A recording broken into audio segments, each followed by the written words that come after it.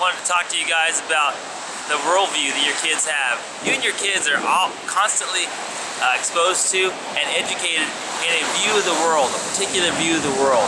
And that view is generally tainted by a false view of the world.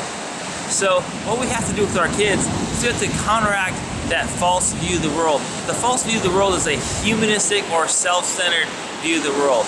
The true view of the world is a God-centered view of the world, a God-exalting centered view of the world.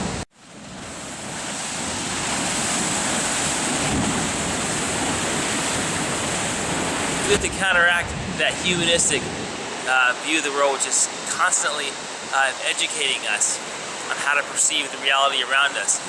It's a false reality. So what we do is we have to look at it like this. We take our kids and we have to give them truth by which to process information that's constantly hitting them. For example, the truth that we want to give them is the truth about God and about man. That truth comes from the Bible. We give them lenses through which they can see the world and perceive what reality really is. Here's an example. Behind me is an incredible display of the majesty of God and His creativeness and His power. That's a biblical doctrine.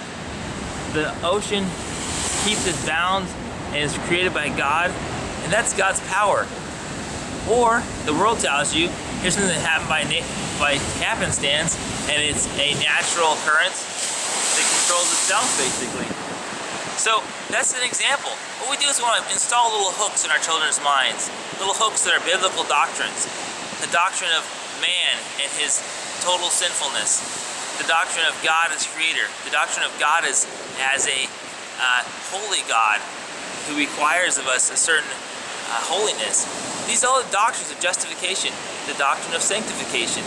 All these different doctrines that we need to install little hooks in our kids' minds. Then what happens is, when information hits our kids, they take that information and they go, oh, which hook does this fit on? Oh, it fits on this hook. So they know how to interpret the world around them. They can have a worldview that's biblical. They can interpret the world around them based on truth from God's Word. That's called having a biblical worldview. The opposite is natural. A self-exalting humanistic worldview is natural. You have to fight that by constantly, daily, talking to your kids and educating them on the biblical doctrines and then applying it with them.